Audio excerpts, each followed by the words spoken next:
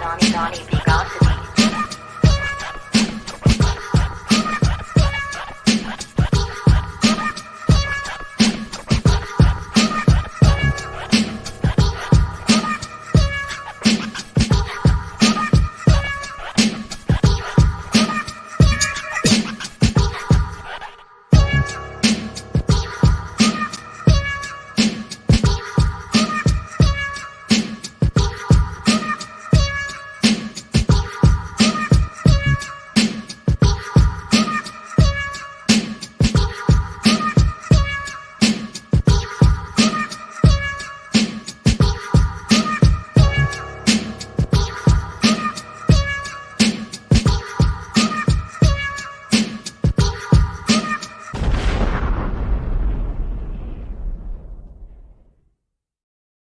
Good evening, everybody. Welcome to another edition of The Beat. I'm Donnie B, Got the Beats. If you didn't know already, and you know what time it is right now, it's time for that glorious intro for tonight's guest. This person is a very special person to me. Very, very special. Check this out. So, going back, set the Wayback Machine. 2015, I need to change. I need to switch it up because DC ain't doing it for me right now. I need to just do something crazy. So I'm looking to be either New York or I'm going to LA. My little brother flies out to LA, kicks it with basically my little brother. Shout out the streets. And basically they hang out for a while, and then my brother comes back with all types of stories about all the people he met while he was in LA, talking big cash money. I'm like, oh yeah, whatever. All right, whatever. And you know, it was what it was. This was one of the people that he was talking about. The people that rolled with her, the people he was talking about. You know what I mean? So I was like, okay, well, you know, whatever. So then when Streets and shout out to C2, Streets and C got married, I came out to support, got to meet this lady right here, my brother Joe, Darian, you know, just the whole nine, the whole family, you know what I'm saying? And it was nothing but humble people, electricity, straightforward honesty, but creative. I mean, oh Lord, creative. You know what I mean? And I have never really been around people who were moved in the manner in which these people move. You know what I mean? So I was always taken back by that. Fast forward a little bit further, the next thing you know, I talked to this young lady here.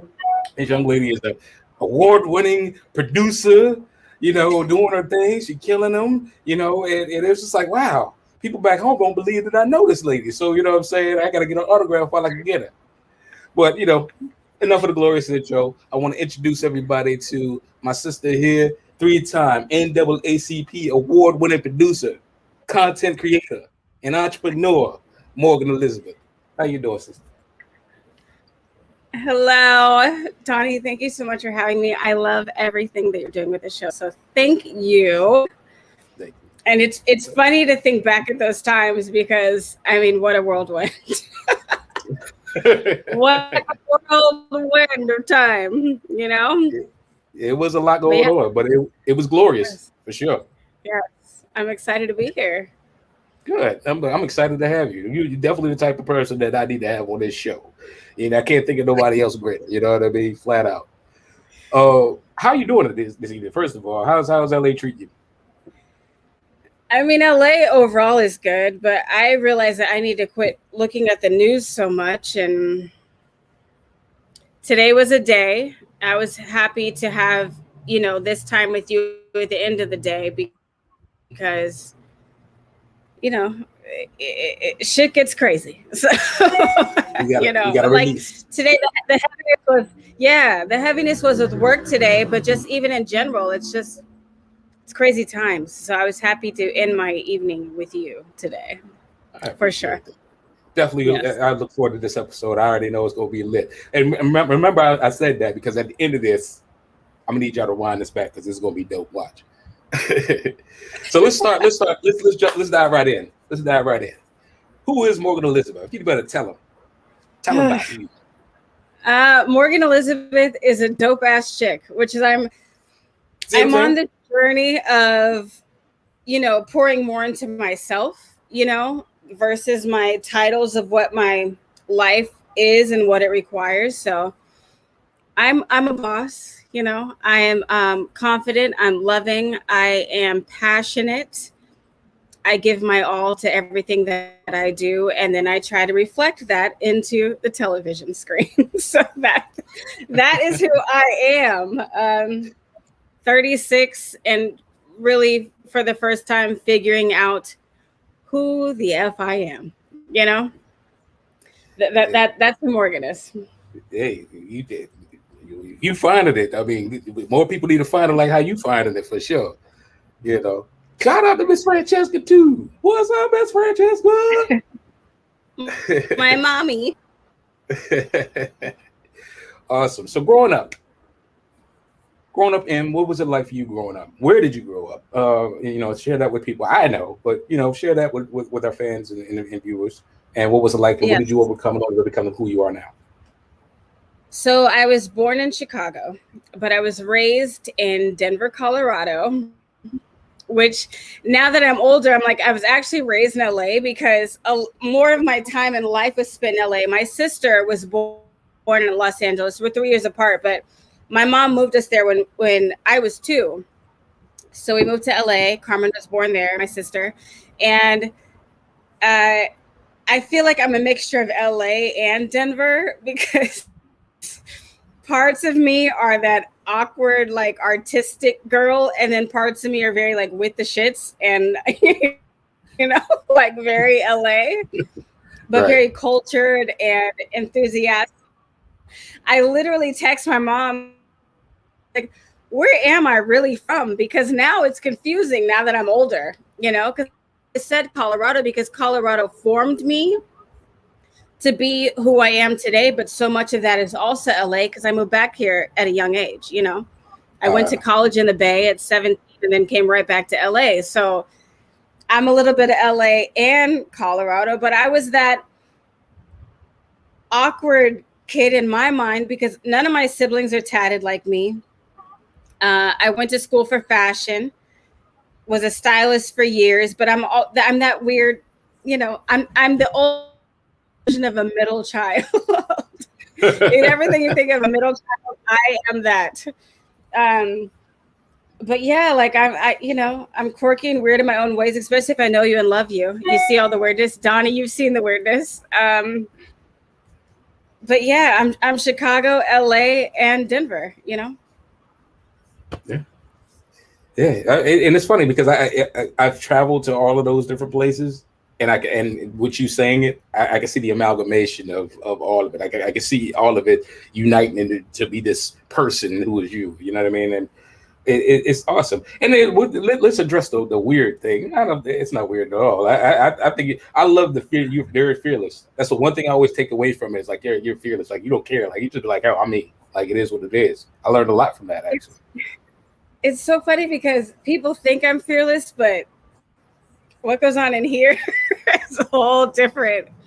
It's a whole different story. I feel like in Denver, I was more free to be me. This was before I decided to represent my life stories and what I was passionate about on my body, being my tattoos. But Denver made me comfortable with being whatever I was. I was raised in a neighborhood called Park Hill, which is the upper middle class of Black people.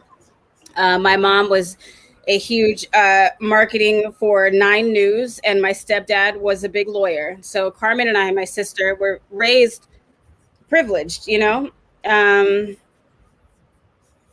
But then you realize when you're out in the real world, you're like, well, what does that privilege really look like? Well, you just like, and then my mom's a hippie, you know my mom, like not hippie by the white definition, but she's very spiritual. Like I was taking sushi to lunch, you know, in 5th grade with the vitamin water when it wasn't cool.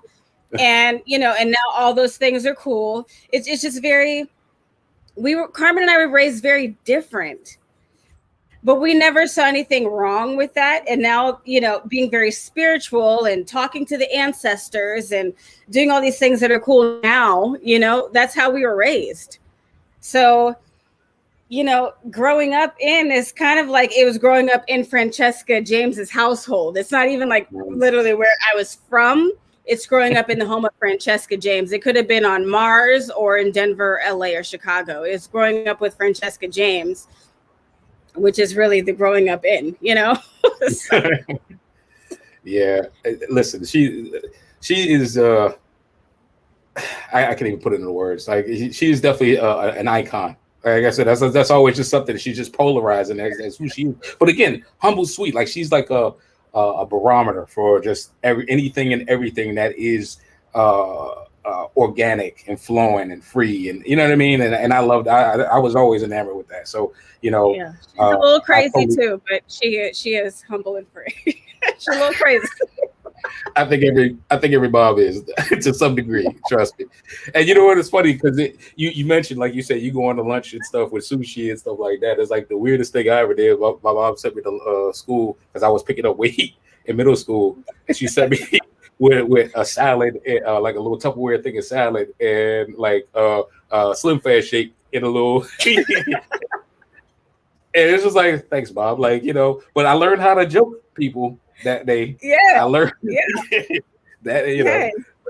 Yes. So, but hey, you know, it is what it is. But let me ask you this. With all that being said, and everything that you said in the last piece, in the last question, what were some of the earliest endeavors into entrepreneurship for you? Like what, because I know, like I said, I've seen pretty much the end game, right? But for you, what were some of your, like, you know, I tried this and that worked, or it didn't work, or I tried this, and you know what I mean? So my first passion was food. I taught myself how to cook at 14 in a dream. And so I felt like that was going to be a thing. And I used to talk to my family about maybe opening up a restaurant that was just kind of what I wanted to cook, you know, a few days a week, and then that'd be the restaurant. So that kind of like showcased like the hustle mentality in me, because I was like, I could do this. And then my dad, rest in peace, was like, chefs and everything make no money. You don't want to do that. So, and I was like, oh, okay.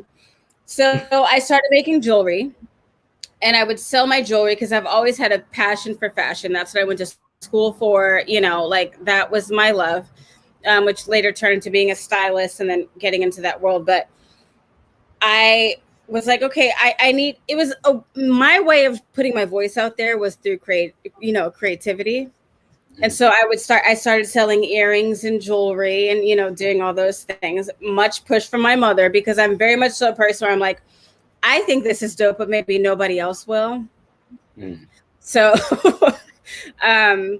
my first, you know, creative jump was, and you know, entrepreneurship endeavors was in fashion.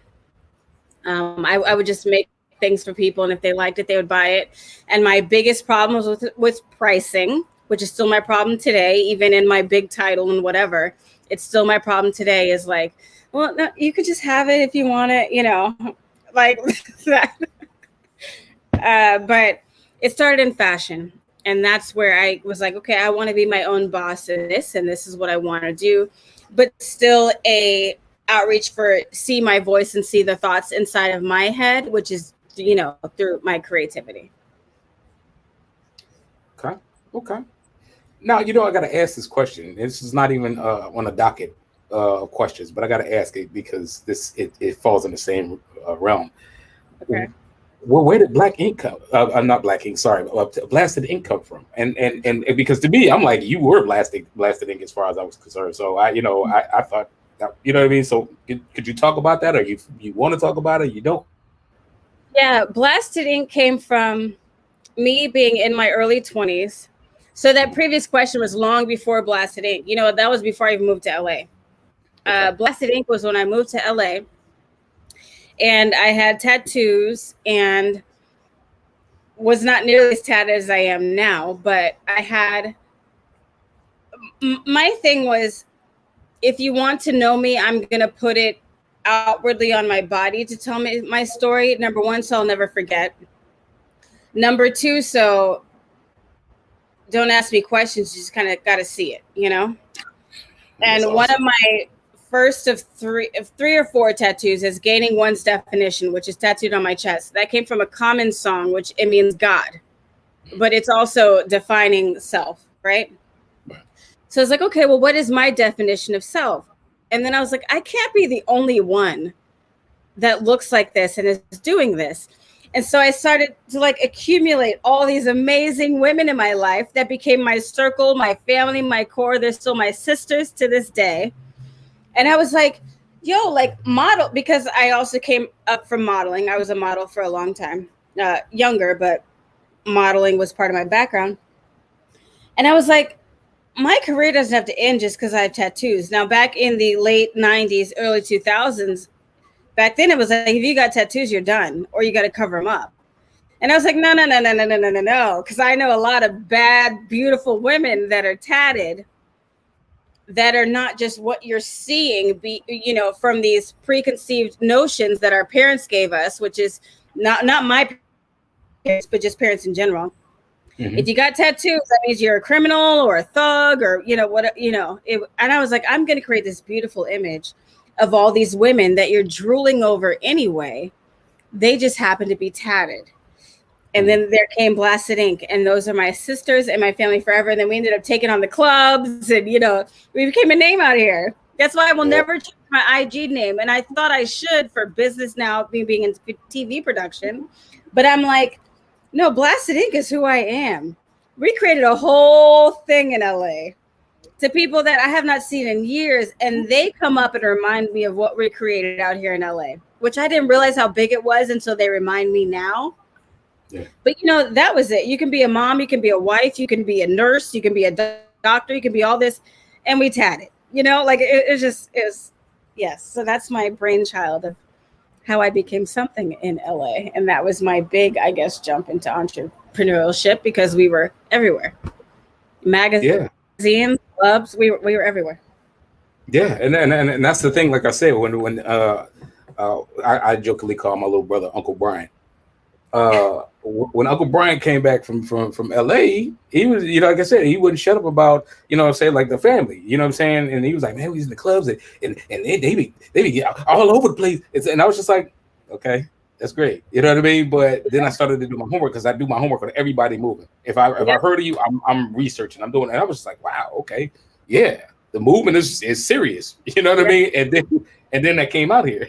And I was like, oh yeah, this is the real thing. You know what I mean? Yeah. So but Blasted Ink definitely is something that like I always remember because I was like, wow, that push right there was serious. We're thinking about bringing it back. It'll be the Blasted Ink granny version. We may bring it back. Well, I mean, that's a show. Yeah, it's a show. Like it has to be because at the end of the day, it was really that big. And the thing about it is that I'm sure that people are gonna be like, well, what happened to this person that was invited? Blasted Ink. This person, sorry, because I don't know why I keep it. No, it was on. I was watching it, but they're all still there. Like we're all still around. We all talk all the time. Chaz, who's like a sister to me, who's one of the main girl. Because we had our main girls and we had our, like our side people. But Chastity and Sean, I still talk to all the time. Elise, which was known as Saucy back then, I still talk to her all the time. Carter, who is a friend of mine that I manage now, she was like the stud edition of Blasted Ink. I talk to her every single day. Awesome. So we may bring it back. It'll be different, but the people, when I post pictures of us all together from back in the day, they're like, oh my God, please. We're just too old to go out to the club, and do that thing anymore. Like I just get too tired too early, but maybe since quarantine, we'll make a pop-up and a preview, maybe do a little one-time reunion for the public. That's awesome.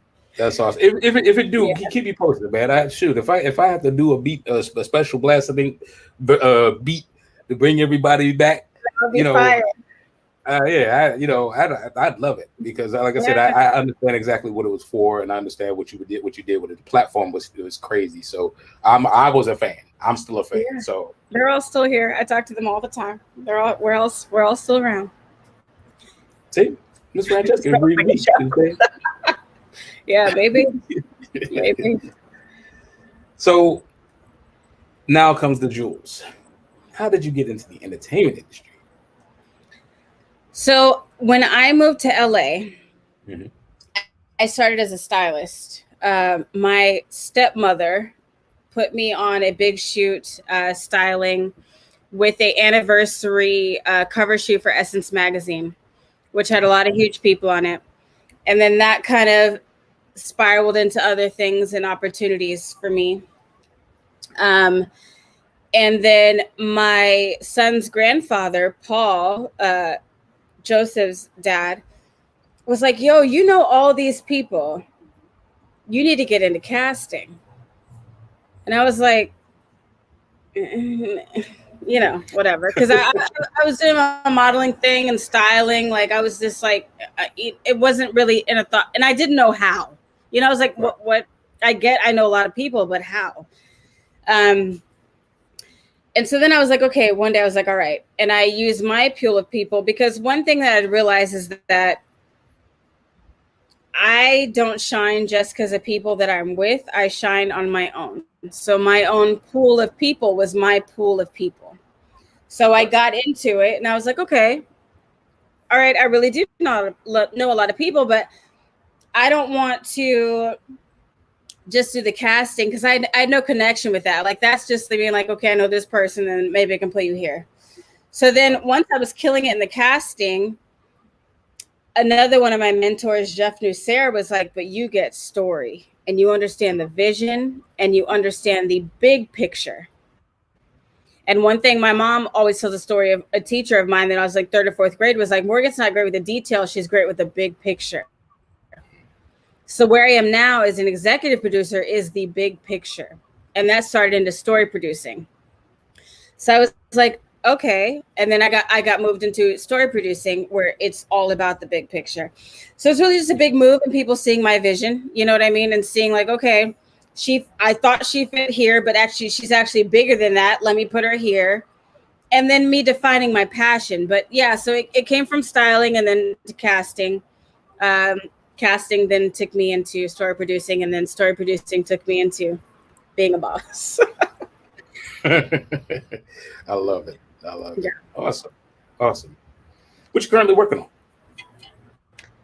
I'm working with Kevin Hart right now. I've seen the photo. Yeah. With doing Joey. this, he has a car crew, which years ago people saw that he bought his best friends these classic cars. Now we're seeing what happened with the classic cars and seeing that they know nothing about the classic cars and getting into the car world and doing all of that. But so I am story producing that show. But then also I signed an overall deal with Angelica Ross, who's from Pose. I'm doing all of her creative content for all of her ideas. And then I have a client, Melba Wilson, who's a huge chef in Harlem. And so I'm producing all of her stuff. So I got a lot going on. But yeah, it's about bringing my voice to the screen through people that I believe have the voice that is similar to me, and, you know, bringing black joy to the TV screen. Yeah.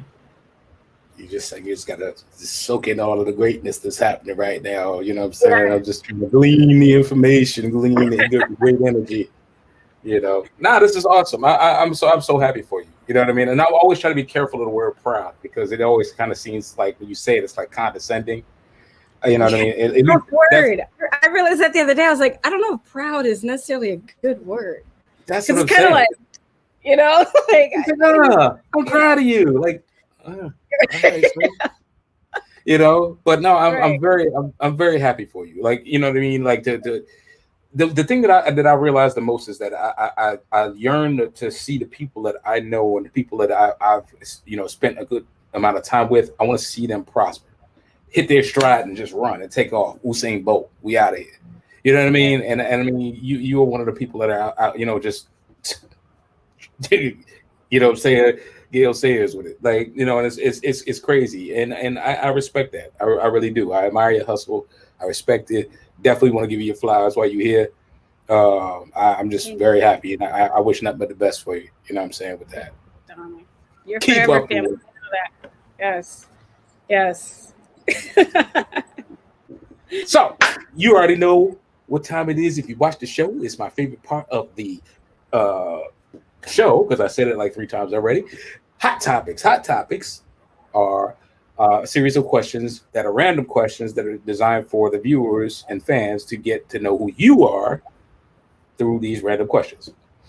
Okay. I'm gonna fire them off. Answer them to the best of your ability. If you don't want to answer them, feel free. Just click next and go to the next question. Okay. We'll start at the top. 3 things you didn't know. What's 3 things you don't know, like the world does not know about Morgan Elizabeth, or 3 things that you want to clarify, like, get it right because y'all saying it wrong. One thing would be that I'm social. I'm not. I feel like because of Blasted Ink, people think that, my sister sent me some photos the other day and I was like, no, the world knows that I was not social, but I'm social, but I have a resting bitch face that may tell you that I'm not nice. And I'm very nice. I'm very nice. Unless you come with the shits, because I read energy from a mile away. So if I can feel it and you may be on the other side of the room and you want to come over to me for whatever reason, I felt it already. So you may get the bitchy side, but I'm not a bitch. I'm not. I'm very nice unless I checked you from over there, which a lot of people don't understand. So that may be one. My friend Simone is laughing because she's one of my best friends and she knows it's just a thing. Number 2 is I'm very emotional because I'm very empathetic. And one thing I'm learning is to shake off other people's energy and to reclaim my own energy, which is what I'm learning now, especially at 36, closer to 37 now. I realize that I felt things for a lot of people that they may not even felt for themselves. And that may be the Sagittarius in me. So that also equals a cutoff, which may also feel like a bitch, but I'm reclaiming a lot of my time. And I felt sad. Like I'm literally the person that I could drive by someone on the street. If I make eye contact, I can feel their energy. And now my whole day is fucked up. And I don't know why. So I'm trying to shake that off a little bit. But people think that I may be mean or whatever. But I am so empathetic to a default. So that's another thing. And then number 3 would be like, I'm on a self-awareness path and like I judge myself just like everybody else does. Like sometimes I post videos and I get all these like great comments from people that I did not even know liked or followed me anymore or had any care of what I had going on in the world at all, especially based upon my past relationship, which is how I met a lot of people. I'm a huge self-doubter. Like, and I go, oh, you love me? Why? So I say all that to say 3 things I didn't know is people love me in a way that they didn't know I love me. And I thought it was in attachments that were not really those attachments, but just don't assume shit from the internet because we all do it. Don't assume that I'm perfect, pretty, and beautiful all the time. I look in this mirror and I look like a bag of ass half the time. So just like, I didn't realize that I had the influence on people. I didn't realize that people gave a fuck about anything that I'm doing until recently, which feels good. But like, I'm just learning a lot about Morgan. And sometimes I beat myself up about it because I feel like I'm old, but I'm not old. I'm still young, but 36 kind of feels heavy. So yeah, I don't know a lot about shit. There's more than 3, none of us know what the fuck we're doing. That's what it means. And then there's that. Yeah. Nobody. So what's funny? I got to share this with you too. I think it was toward the end of 2015. Get ready to go into 2016 because I had to leave because my son got sick. I had to go back to DC for a couple months. I remember.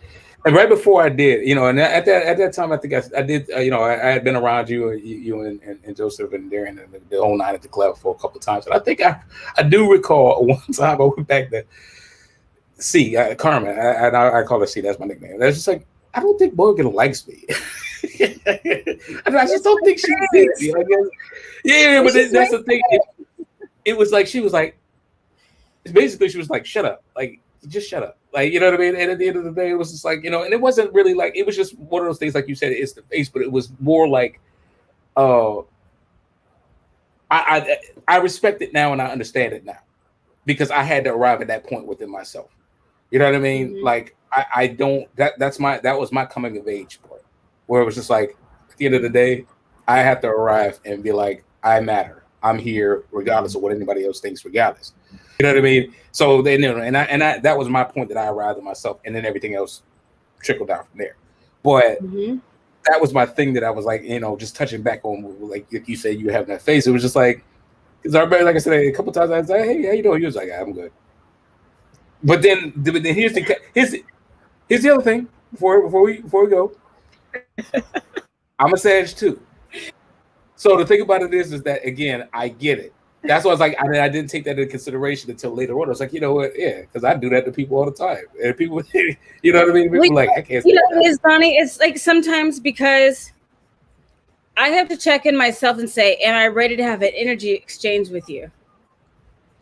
You can feel when someone is going through something, and I have to say, is my energy available to have an energy exchange with this person?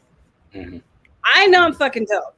I know that. I also know if I connect with someone on a certain level, it's going to enter a conversation that I may not be mentally ready, prepared, or have the energy to have. So sometimes that goes, right. Because I tell my friends all the time, I'm the friend, minus my best friend that's known me forever, Lily. I'm the friend that I go, and Simone knows me like the back of her hand. I will go, I could write a book on my people. Can you write a sentence on me? Because I care to a deep level. Like I said, where it's like, I may care about you and I just drove past you on the street more than you care about yourself.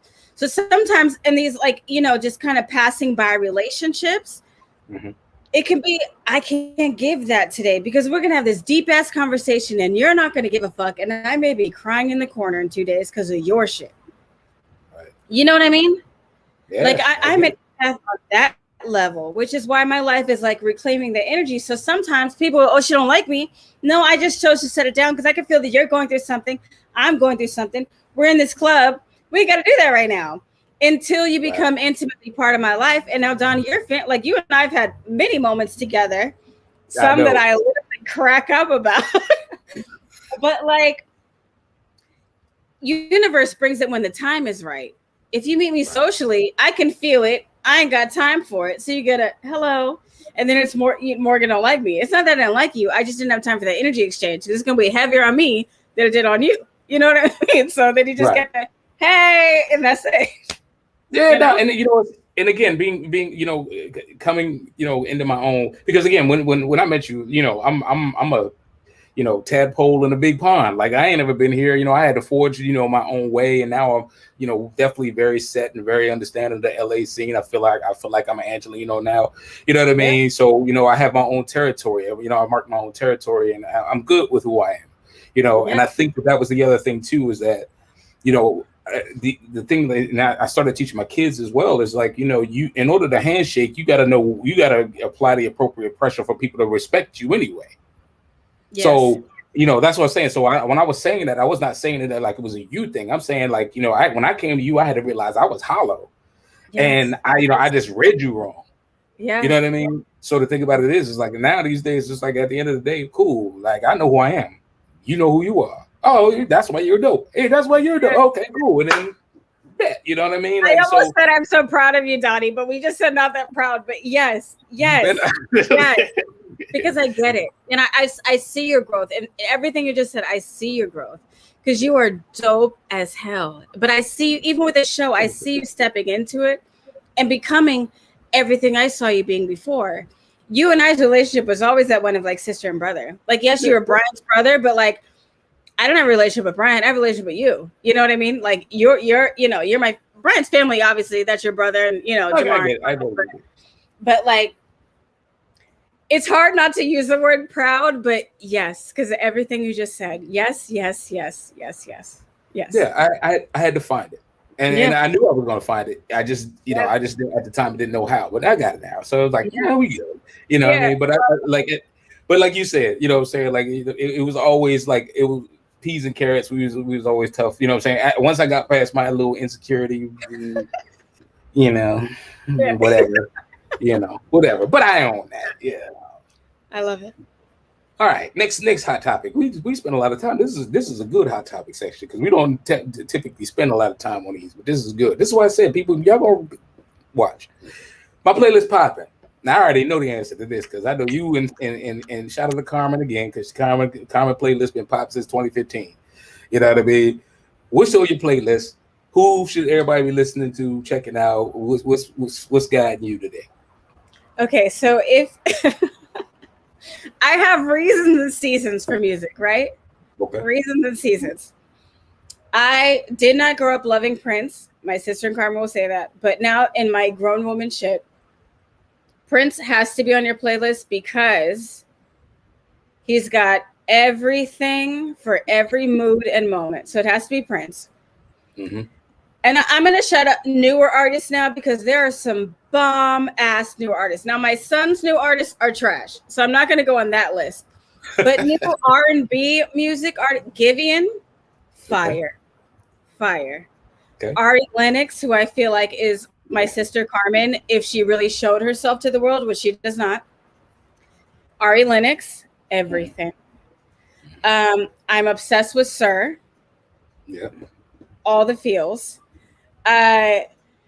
John Legend has about 2 or 3. Like I'm very right now because I'm going through it in a ways. Source is all about the R&B, but then you got to also take it back to the old school when the music made you feel the things. So you may need to take back to the Isley Brothers, or Jagged Edge, or 112. But then you may need to turn up a bit to Missy. A lot of young people I realize have no idea who Missy Elliott is. Got to go back to Missy. Right. Then you got to tap back into your Wu-Tang. Like I'm just all about a vibe in a moment. You got vibes. It's vibes. Yes. What Sabrina Claudio, fire. Like it's just all the mood. You know, Alina Baraz, fire. I love Doja Cat, controversial, love her. It just depends. And then J. Cole has a new album coming out in a week or so, which I'm so excited about. But then if I want to be on my poetic, moody shit, Common is my favorite rapper of all time. I don't give a fuck what anybody says. I love me some Common. Mine too. Yeah, and then I took it back to Talib Kweli and Erykah Badu and Jill Scott. Like it just, you got to tap back into your roots. Donnie, you and I are a little bit older now. I've never felt old until I listened to my son, and he was like, "Your music is shit." And I was like, "Wait, what are you saying?" I'm like, he's like, "I'm sorry, cuss, but like your music is trash." And I was like, "Okay." So then I played him the greats, and he still hated it. Right. He still hated it, and I was like, "Okay, you know nothing." I played him Bob Marley. He hates Bob Marley. Wow. Hates it. Like he just said, Stevie Wonder hates it. I listen to Stevie Wonder every day. Like he just doesn't get it. Sade, you got to go back to what we grew up listening to. Anita Baker, Patti LaBelle, like hello. Yeah. But then I also have my alternative sides, which is the 311. I love a good No Doubt moment. Right. I love a good System of a Down moment.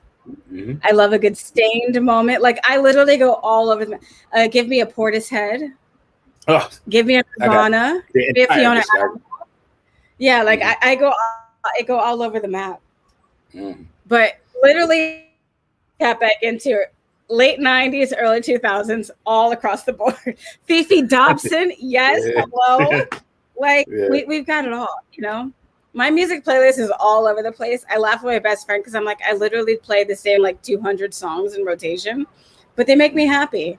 And I have my emo playlist, my old school playlist. I have a Vibe with Mo playlist. I have a playlist that's called Morningwood playlist. Like I have all the playlists. Because you got your Trey Songz and your Chris Brown's in there as well. You know, Donnell Jones. Music is my first language, so it's all over the place. But I have playlists on Apple Music if anybody wants to, you know, they give all the moods.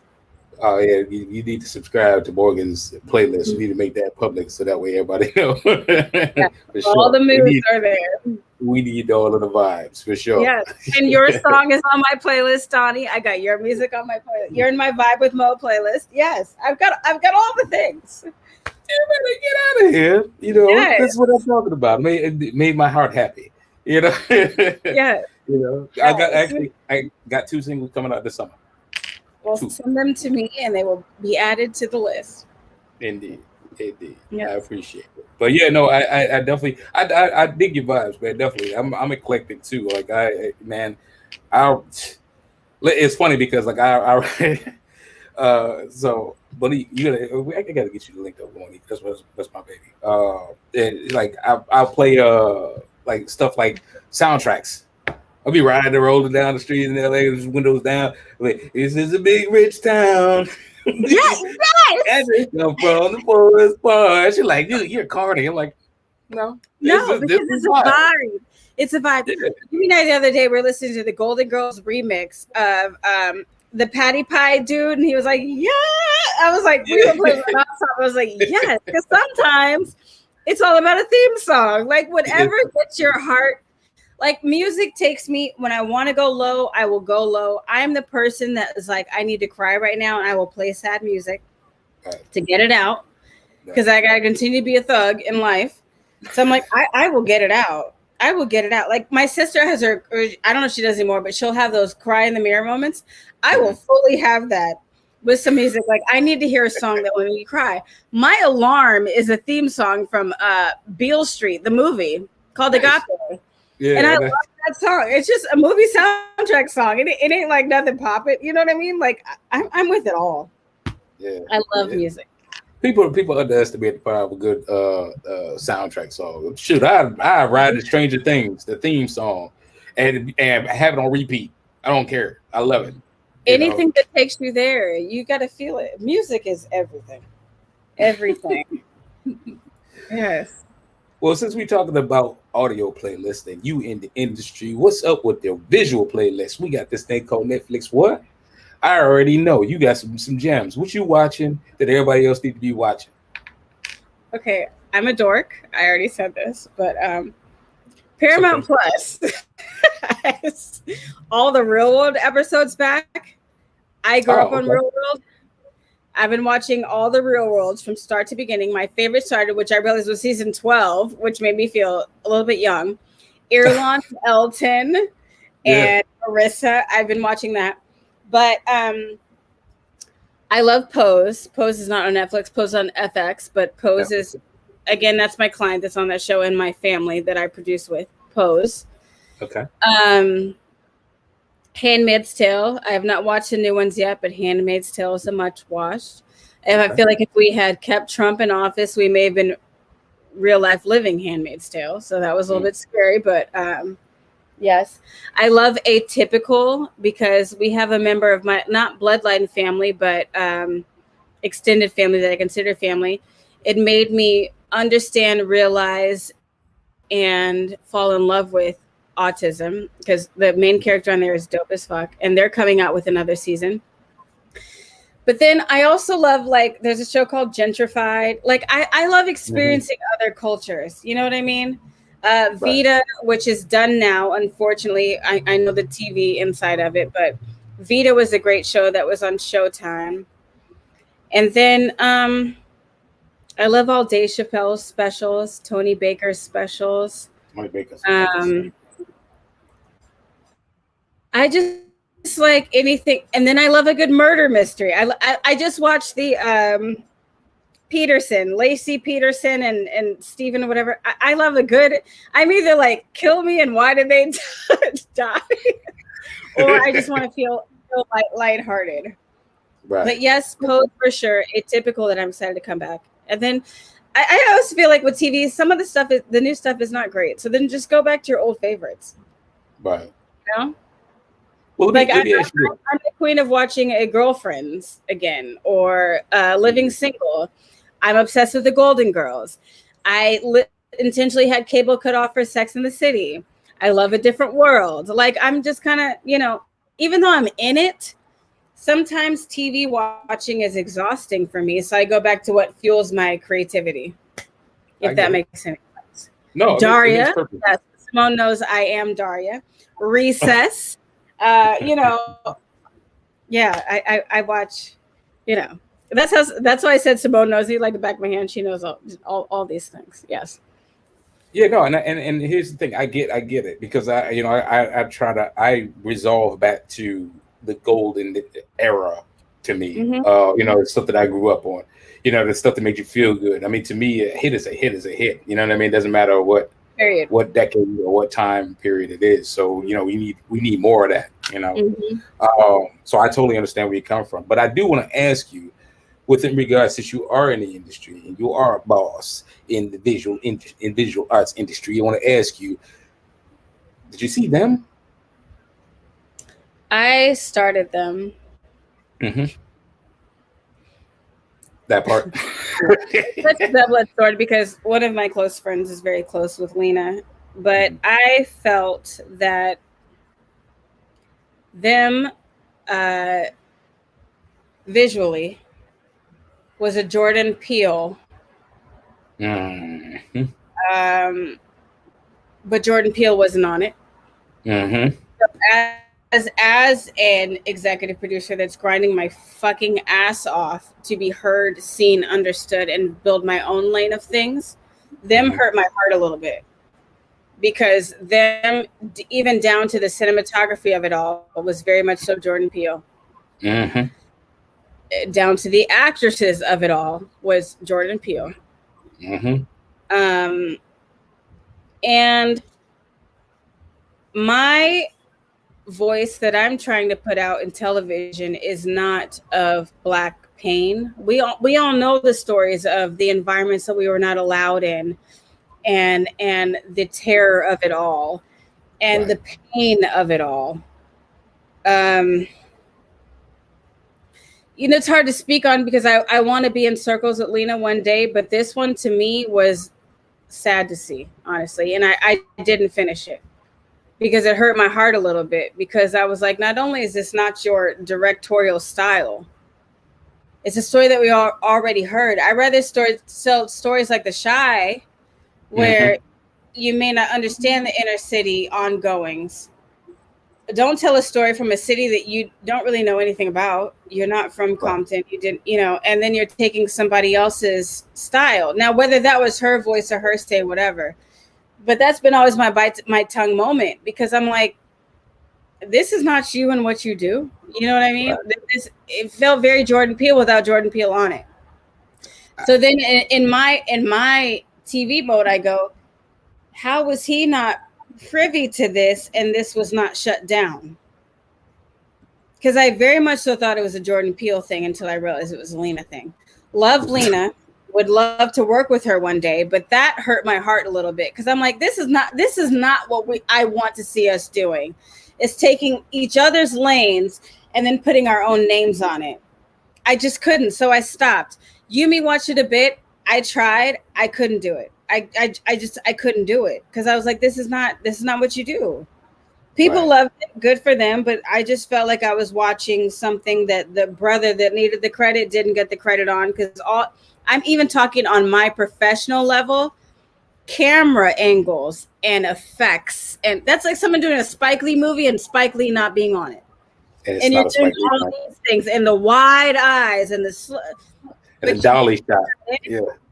I was like, I just can't, for the support level. And I love Lena, but that's not what I wanted to see. So I stopped. I gotta tell you, I mean, you I mean, almost verbatim, you everything I said. I did watch the whole thing. Monique and I watched the whole thing.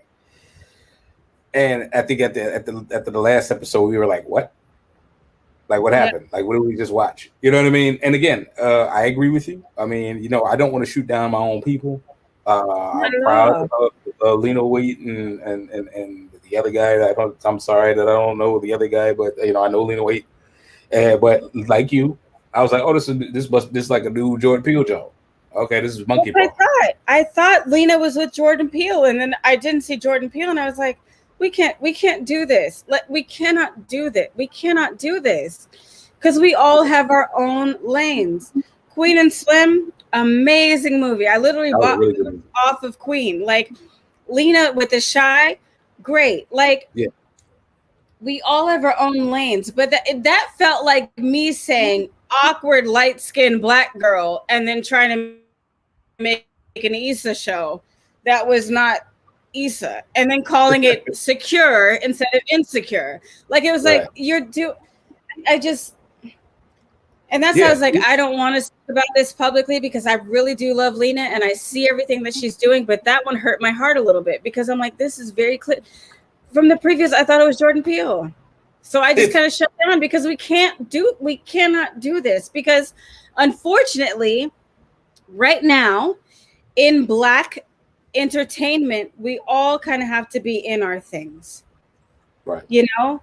So then we can intersectionally do our things together. Right. But that just kind of felt like a toe stepping thing that I just was not comfortable with. I wasn't comfortable with it. It's funny because again, you laid it out right.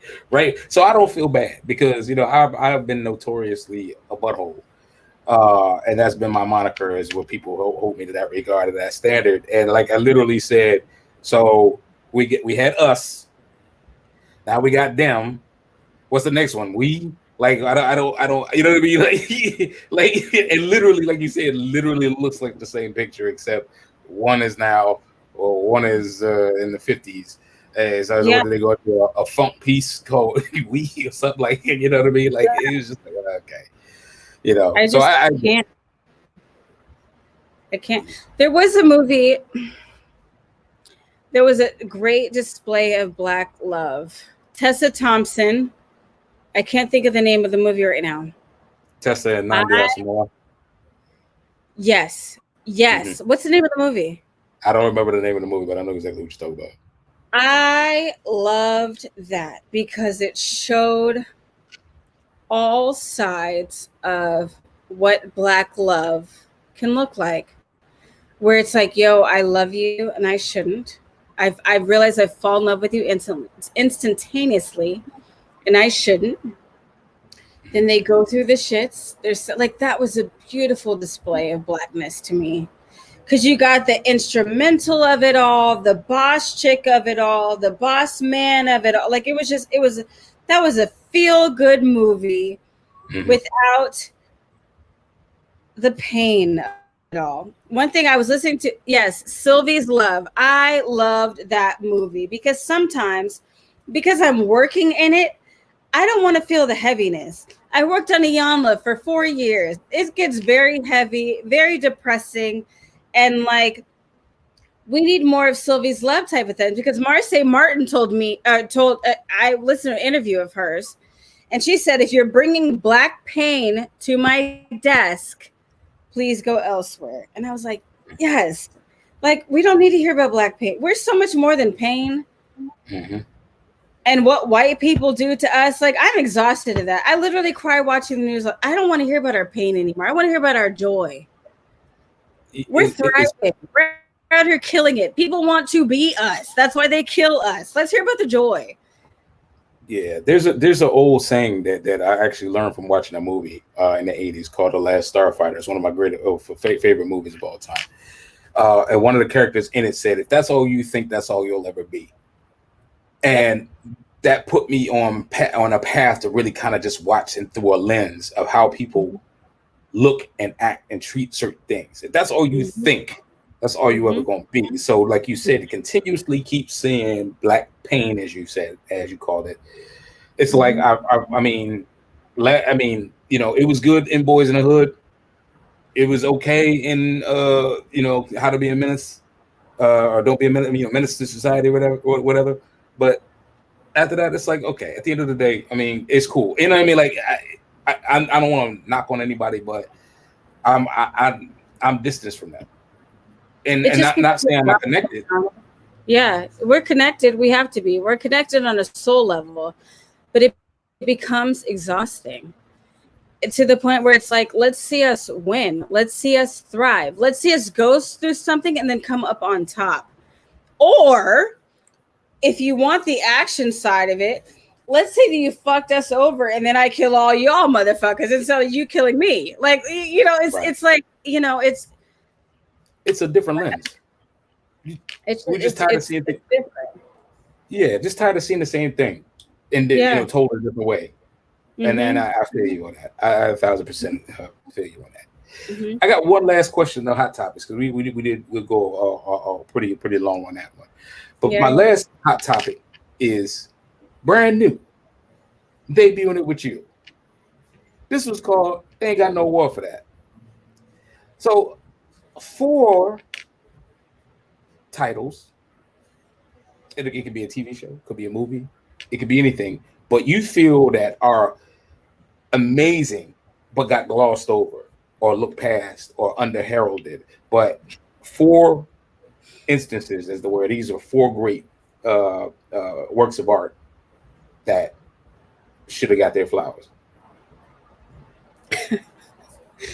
One is very social media driven, but Justin LeBoy, I said one is very social media driven. Okay. And there is no award for it. Okay. But I don't know if you follow the page Justin LeBoy, which is Justin on he's on Revolt. I feel like and there is no award for it, but he is someone, and he's compiling all the things from people, whatever they send him. Okay. But there is no award for speaking your truth unapologetically in a way that will make you go, but you check yourself. There's no award for that. I don't even know what the award title would be, but there is no award for the level of truth that he says on. So Don, if you don't follow him, please follow him, because I've been laughing all day long because it's just straight truth. And the truth can be hard. And there is no award for hard truth. There's no award for hard truth. It's not meant to make you comfortable or settle, in your mama's boob. It's just straight facts. There's no award for it. Indeed. Another thing there's not an award for is the plight of a woman. There's no. We get Mother's Day, but then I talked to my mom podcast the other day. The Mother's Day is determined by if you're a mom or not. If you are a mom, then you got your mama. Then there's heavyweights, but like women carry a lot. We carry a lot. And we mother down to the men that we have to work with at work. Like a mother does not mean birthing a child. And there is no real award for being a woman and showing up into the space because that shit can be exhausting. There's no award for that. There's no just like, I am a woman and please praise Women's Day. There needs to be an award for that because we've all taught you a lot. And sometimes it's exhausting. And sometimes there's no energy for it. Also, ain't no award for that. I feel like we have Juneteenth. There needs to be a Black Joy Day where we can go out and twerk on and stomp on and beat on and break on and whatever day. There's no... I listened to Amanda Seales talk about, because someone tagged her today on speaking up on Asian hate crimes and Mexican hate crimes. And she was like, there's not like, she didn't say a town hall, but I equated it to town hall in my head where we're like, we don't all get together as Black people and be like, this is what we're going to do. And I feel like this should be a day for us because when everybody else is going to shit, everybody calls on us. So there's just be like a Black Joy Day where we just get to celebrate our Blackness, where cops and everybody else and all Karens and whatever need to leave us to the side because everybody calls onto us for every fucking thing. A day where we can do whatever we want to do in Black people joy, and you don't ask anything of us and you don't question anything of us. Pure joy. Because there's some days where I'm like, I just want to be a Black girl living in this world and elevating. There ain't no word for that because you're calling on something else. So that would be my thing. I don't know what my 4th is. I just feel like in these times, we need more time to celebrate and reflect and maybe take a little time for therapy. And we don't get an award for simply showing up and being us every day, and providing for everybody else. Because if white people don't understand the energy that we bring into a room, whether you are the maintenance person, the assistant, the PA, the whatever, we need to be acknowledged because you guys call on our energy, leave us drained. And then if we don't make it so present, you know, like there needs to be just a Black Joy Day where everybody else leaves us the fuck alone because we're not entitled to answer all your questions. And all the Black people can get together all across the world and just have a fucking... There needs to be a day for drum circles because there needs to be a award. I tapped into my Blackness going to Leimert Park, and the award that is not felt from the older Black community, Donnie, my heart was filled with joy because they are the heartbeat of this. Okay. Like there's so many awards, but just like the fulfillment, like just a Black Joy Day celebration. Yeah, celebration. Yes. Hearing the beat of the drum, Donnie, I cried. I was in Leimert Park crying because that's innately in us. I've never been to Africa in my life. That's innately in us because we're Black people. I was standing there crying. Just a day for Black joy. That's what we need. And there's no award for that because we provide to everybody else, whether they feel it or not. There needs to be a Black Joy Day. And there is no award for how much us as Black people support everybody else. Amen to that. I'd do you one better. They should call it the blackout. Yes. Every black person, we out. We out here. We celebrating. Yes. Hashtag blackout. The beat. You heard it here first. Can we start that? We should start that. I'm with it. Blackout. I tell you, we can start a nonprofit to start the whole movement. You know what I'm saying? They can do BLM, we can do the blackout movement. Shoot, that ain't nothing. I'm with it though. I love everything that you say about that. There ain't no award for us. That's it. There's no award for us. They ain't got no award for that. It's trophies. It is. Samoa's all in for sure. Yeah. All right. Well, look, we made it through the hot topics. This is why it's my favorite part of the show because it's just random questions, but then you can glean a lot. You know. But now we're gonna get into the tough stuff. Okay. All right. Let's go. Let's go. Hold on. We got another comment though. Yes. Miss Francesca, we know you involved in any Black joy or Black celebration as long as it's organic and it feels good and everybody is together. I'm with you. I already do. It wouldn't even feel right if you weren't. You know. Right. What has been the most defining moment of your career so far? Let's go there. It's not a happy moment. Is that okay? It's not a happy. It's whatever you care to share. This during pandemic. Okay, pre-pandemic, I was EPing a show, co-EPing a show about a family with 15 children, a Black family. And I did not get asked to be back on the show for season 2. Mind you, I've got all these credits under my belt, big credits at that, won all my awards, got all my EP credits. I was not asked to be brought back on the show as the EP, which was fine, whatever. I got asked to be brought back as the nanny. Yeah. Because the EP that I partnered with needed childcare. Now we have since resolved that issue, but I got asked to be you called the old EP and then asked her to be the nanny. But guess what? I did a lot of work and I elevated that and I flipped that into some other shit. And that was like, it is time for you to realize who the fuck you are. And I'm sorry for cursing, but I cursed. No. Please, that's what this platform was open for that. Feel free. Donnie, it helped me skyrocket and look into this mirror and say, no, girl, no. Because you called the co-EP to come back as your nanny. That was an elevating point in my career, because it was a life lesson that said, I'm a boss. I'm a boss. Quit dumbing yourself down. Quit dumbing yourself down, because they may not see you. You have to see you. You have to see you so unapologetically and bitchy that nobody will ever call you with some bullshit like that again. Because how dare Donnie? Would they have ever called a white EP for a show to come back as a fucking nanny? No. They would have did it for the assistant. That was a defining moment in my career. That was a defining moment. It was like, Morgan, obviously you played small. Obviously you played too small, even with a big title. You were too humble.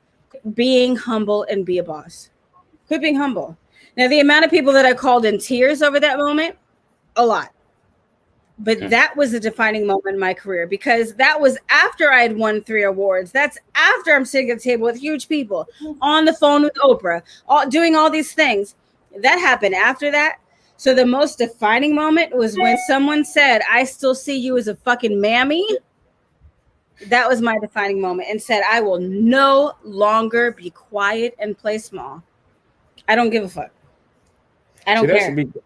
That should be the fourth. You ain't got no award for that. They like the She Tried It award, or he tried it award. Like that's just the audacity. People, like I said, the audacity, yo.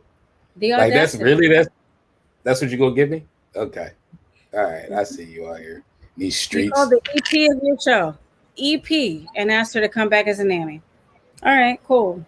So though the defining moment should be the awards, that was a defining moment, because it said, Morgan, go bigger, go higher, go bigger, go higher and go bigger. That's the same thing I tell myself every day.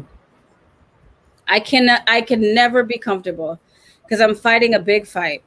So, amen. Hey, that's all I got to say about it. Like the caucasity. That's I ain't never heard that one, but it's a thing. It's a vibe for sure. Definitely. Whew, all right. Well, in the honor of that, in the in the spirit of it, what is your thoughts of the power of women in the arts today? What do you mean by the power? Well, for a substantial amount of time, let's say for mostly ever, it's always been women have been under celebrated, under heralded, and have not really been at the seat of the same seat in the table with everybody else, as they obviously should be.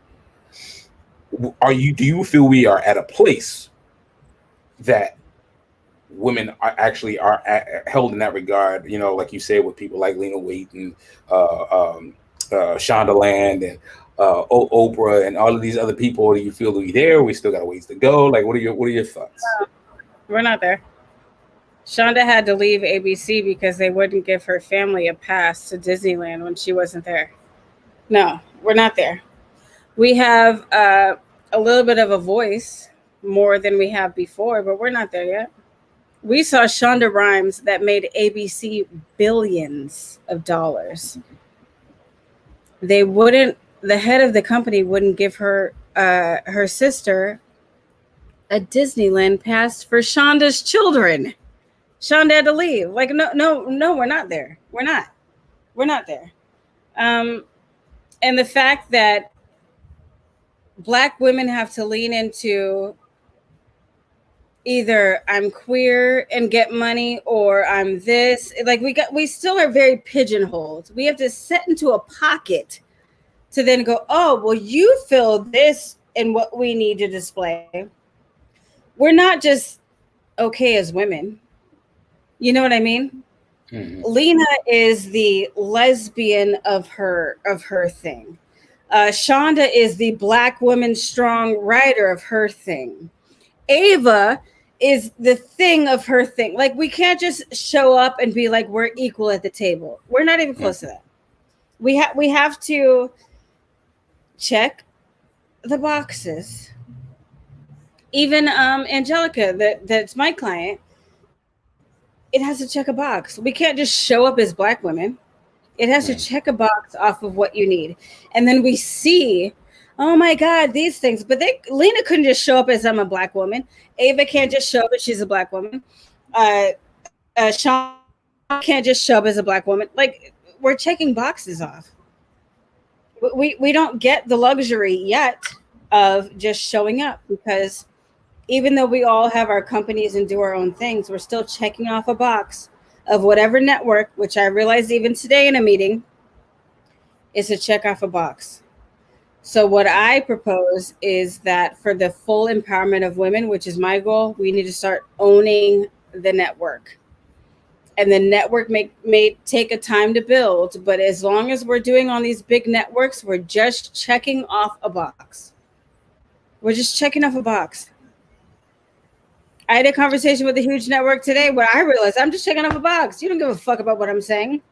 You know that you need to, oh my God, okay, Black women need a voice. Black people need a voice all of a sudden. Okay, well, let me put you here. They don't give a fuck. We're just a check off the box. Right. So we need to start creating our own. And it can't be Zeus, because Zeus tried to create their own. Zeus is a hot mess. But we need to create, like those real solid foundations for our own things, because they're not going to see us in that way. We are a check mark off of a box, period. We all are. We may win the award. We may do other things. We may be the face of the magazine. We're just a check off a box. I realize that today more than ever. And I totally understand it. And I don't think you're wrong. And like I said, and I think at the end of the day, with stuff like this, and this is why I said I knew this was going to be a good interview, because I know you, and I know you enough to know that you are unapologetic, but you're very true. You know what I mean? And I think that if we have more true conversations in the world, a lot more stuff will get done. Mm-hmm. Period. And I think the problem that people like to tiptoe. I hate tiptoe. I don't trust tiptoe. My kids tiptoe through the house. I'm gonna knock them on their butt. Like, don't tiptoe in my house. You know what I mean? Like, what's going on?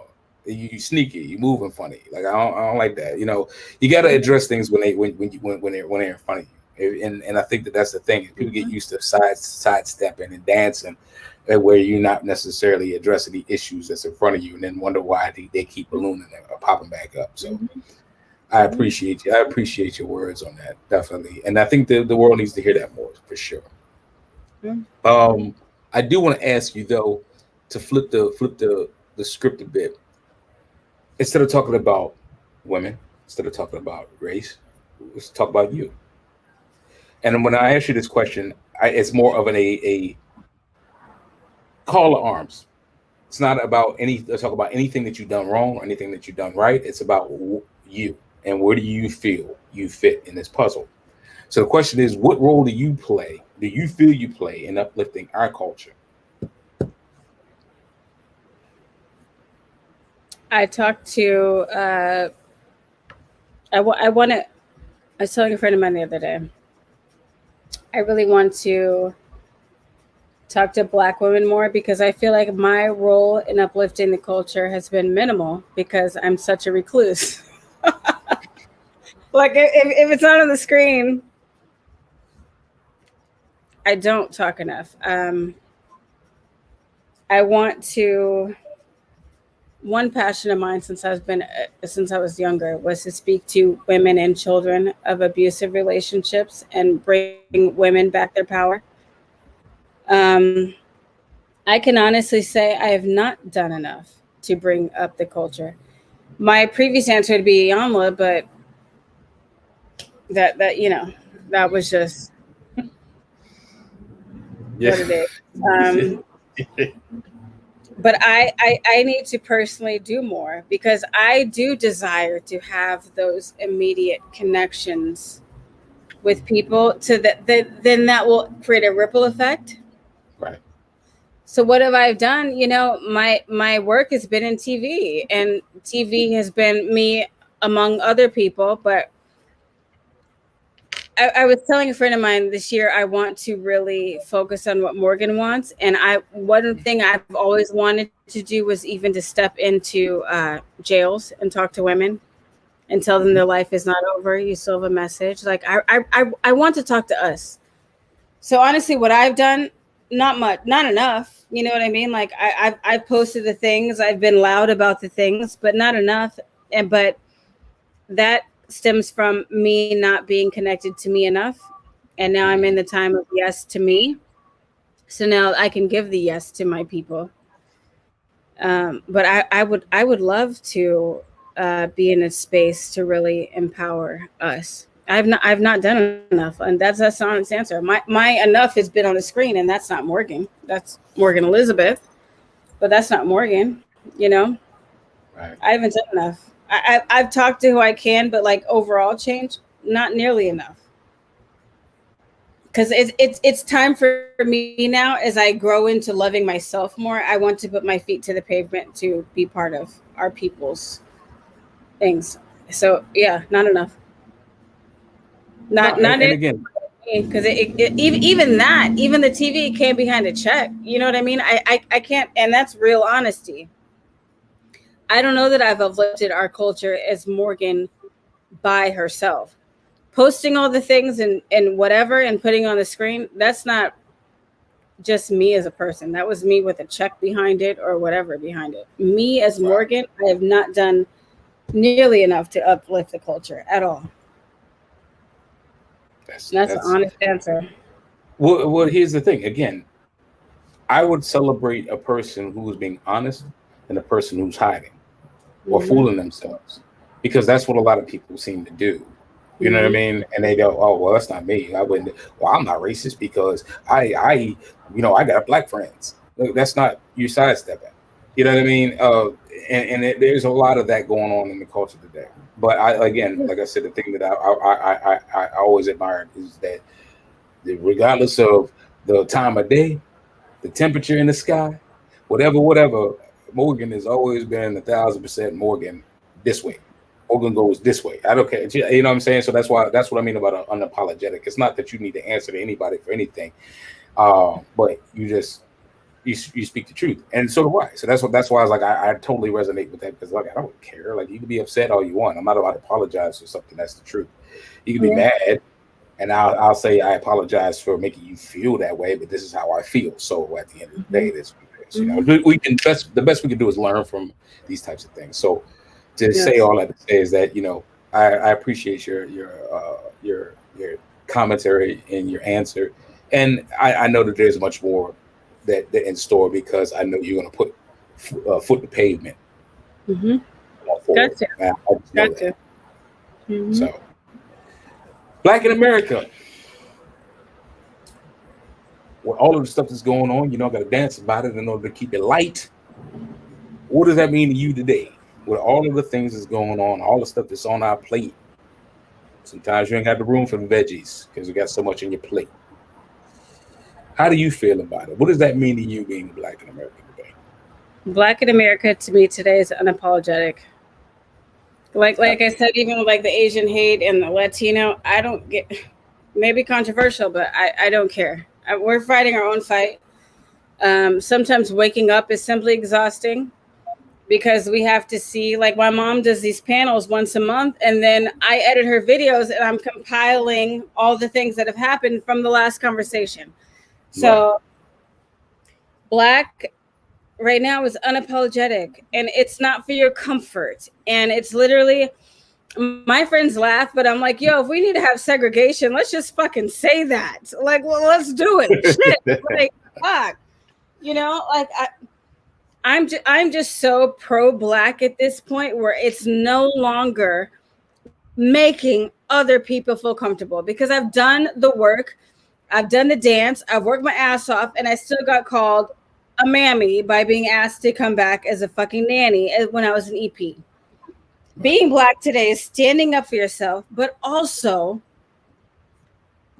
knowing what we still see deaths when we do the right thing, but also don't be ignorant. Like, don't, you know, like there's a level of like we don't have the luxury of being able to talk to white people any kind of way.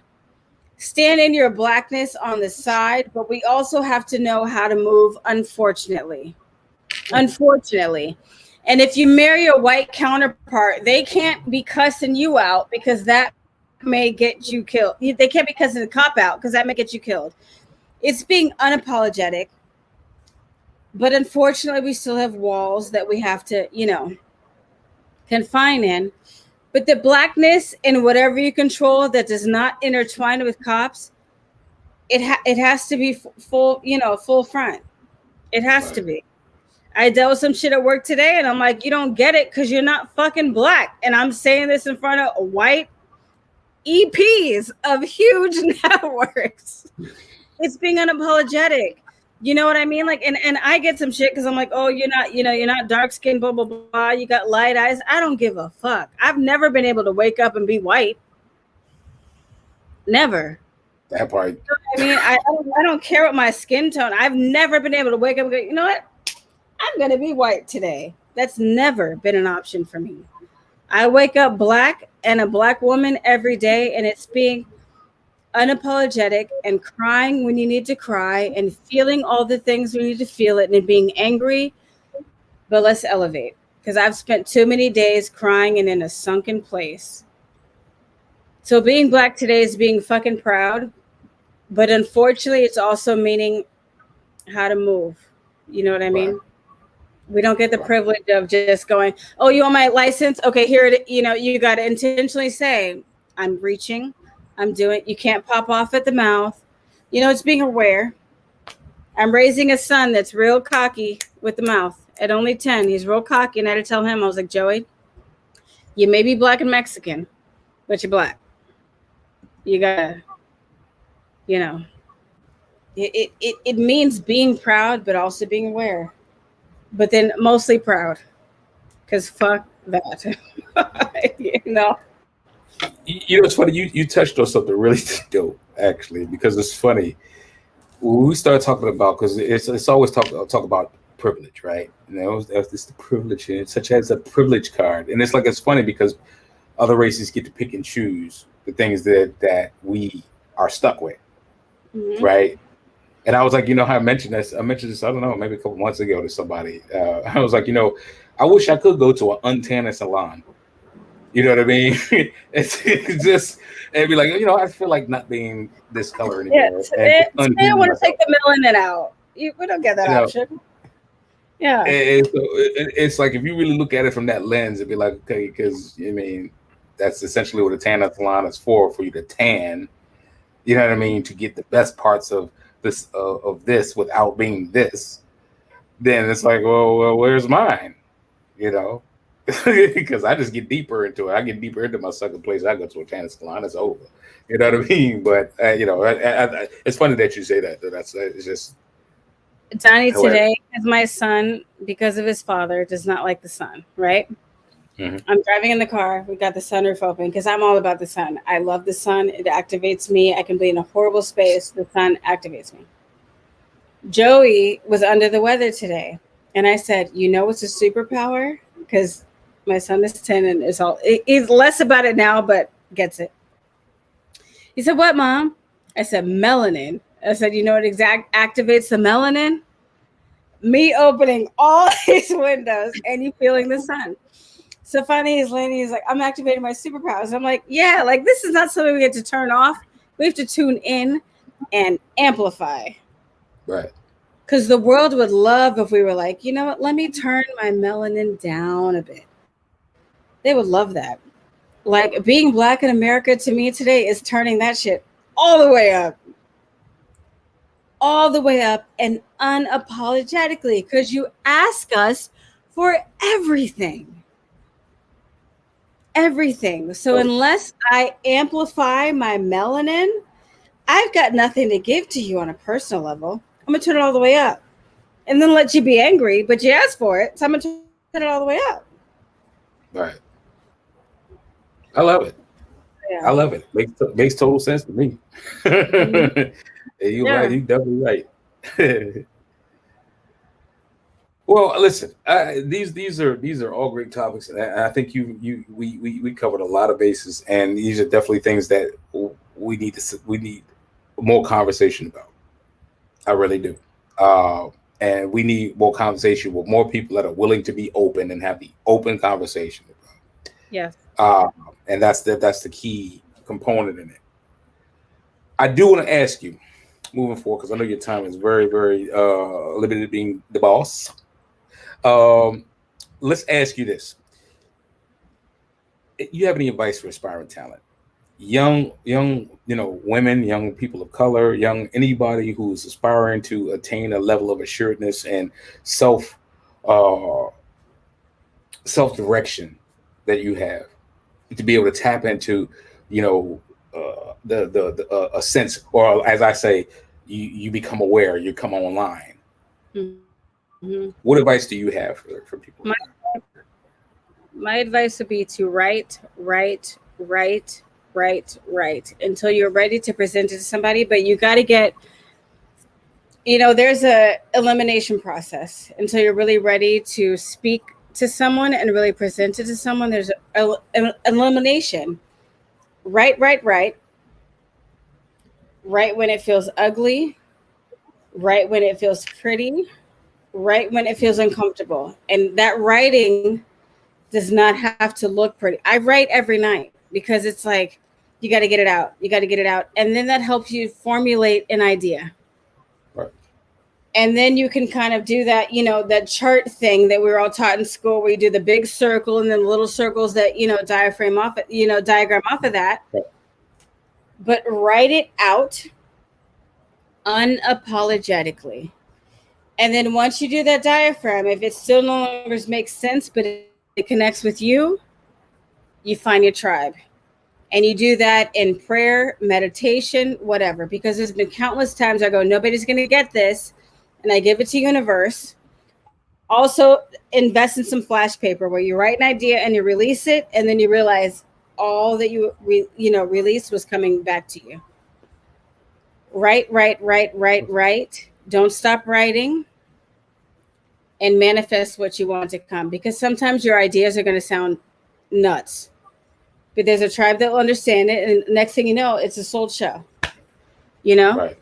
It's a sold show. Just get the ideas out. Don't keep them in your mind. And don't wait till you feel like somebody's ready to hear them.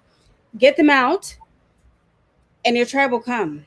That's my biggest advice, because my whole thing is I get stuck in here, release it from here, let it out, and claim your tribe. And I promise you they will come. I promise you they will come. And then if you have any random ideas that you want to bounce off me, I'm always open to every new young talent. I am here. And I will tell you if that makes no sense and needs to be more developed. I'll tell you if you got something. And then I'll connect you with the right people. I love being that person in the industry, Donnie. Because I've heard a lot of things. I'm like, yo, bro, like you got to work further, or you've got something, and I'll connect you with the people. So just write it out. So we can't write anymore, and then we feel like it's ready to be able to be presented. Release it, and then call it in. It's really that simple. It feels big, but it's really not. It's not that big. Definitely good to know. And that's definitely, you're speaking a truth that you probably don't even realize that you're speaking. We'll talk more about that in a second. Yeah. Last question of the evening, though: how can people learn more about you, or as they say, direct themselves to you? If you have the bandwidth now, because I'm sure it's going to be a lot of people on your line now. But how can people reach you? What are your links? Social media? You get any shout outs? Anybody you want to shout out and say what's up to you? And Blasting Morgan on Instagram. That's the best way to find me. It is filtered, but I will open that up. Blasting Morgan on Instagram is the best way, or Pigeon Coop TV on Instagram. But for me personally, even I run that. Just go to Blasting Morgan on Instagram. Mm-hmm. If you have an idea, you can email me at morgane@Pigeon Coop TV. I don't normally give that out, but I know all Donnie's people are on it. And then just shout out to Pigeon, which is my production company. And then my boy Brian for Favor Elite. That's an amazing clothing company. And we've got a lot of big things going on. So Oh, I see my people in here. Yes, JC, also Pigeon. Yeah, just blasting Morgan on IG is the best way to find me, honestly. All right, all right, And all right. let the people know I'm open. Even if the idea sounds stupid, send it to me, and I will. I'm that person where I don't want anybody to think that I'm too big to not listen to their ideas. I'm still figuring it out. So if you've got ideas, I will help. You know, I really will make the time. So I'm here. She will. Trust me, she will. She's dope like that. Yeah. You know what I mean? Listen, I sincerely appreciate this time with you, man. People need to understand exactly who Morgan Elizabeth is because, again, like you said, it's just you definitely are a breath of fresh air in this environment. You know what I mean? And more people. We need to align with people that can click. Like it's like Lincoln Logs. You know what I'm saying? We got to lay and line up in order for us to build houses. And I appreciate you. Like I said, I really sincerely do appreciate you. You're one of my favorite people. I love you. I love you back. Because I just it's people don't understand how fallible people are, and how people hide. You know what I mean? Like it was nothing in Hollywood about you. Not even when I was like, Morgan doesn't like me. It was nothing Hollywood about you at all. You was always just 1,000. You know what I mean? So so it's I got, like I said, I told myself in 2020 after the pandemic to make sure that I give everybody their flowers while I got them. I'm sharing that with you. You know what I'm saying? You keep doing your thing, man. You be that beacon, be that light, because you know what I'm saying, you deserve every good thing to come to you because you don't budge for nobody. You are 1,000% you, and that's the cornerstone of a great franchise, the cornerstone of a great brand. So I appreciate you. Definitely want to say that. Like I said, stay tuned. Well, You said what? I appreciate you. I just said I appreciate you as well. I appreciate you so much. Thank you for this. Yes. No problem. No problem. Stay tuned after this, like I said, and then I'll let you go. But you got any last words? Anything that you want to share with anybody else before we walk you out? Just love y'all, to my people that tune in, JC and Simone especially. Thank you. It means a lot.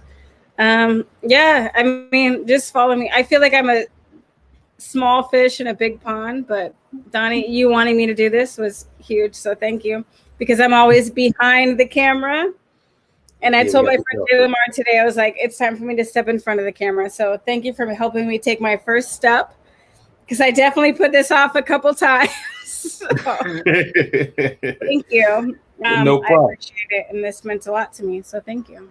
No problem. And like I said, I'm glad that I was the first, because then next thing you know, we'll be like, did it's Morgan Elizabeth? Then it's like, hey, would you like to do my show? And then it's like, I can't wait. Right.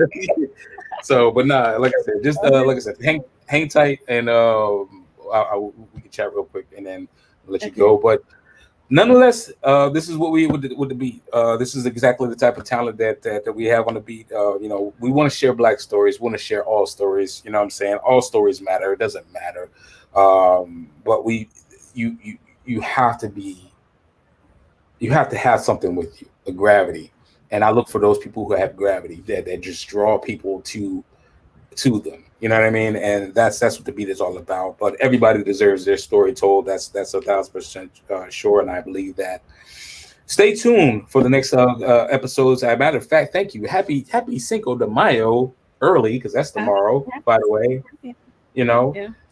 And I got a Mother's Day special on Sunday, where we're gonna have a open roundtable with 3 beautiful Black women who happen to be entrepreneurs, but are moms as well, and they're going to talk about the plight of what it's like to be Black in America. On top of that, being a mom that's Black in America. On top of that, it's being a woman in America. You know what I mean? So that's going to be really good. My sister Ruthie Renee is going to be co-hosting that with me and helping to conduct that roundtable. Also, I'm digging my mom out the crate. Y'all get to see the great and powerful on Tuvalu West this Sunday as well too. So stay tuned for that with my brother Nicholas Baker. His mom is going to be. So we're going to have our Mother's Day celebration by celebrating our moms and talking about topics. That's going to be very interesting. Stay tuned.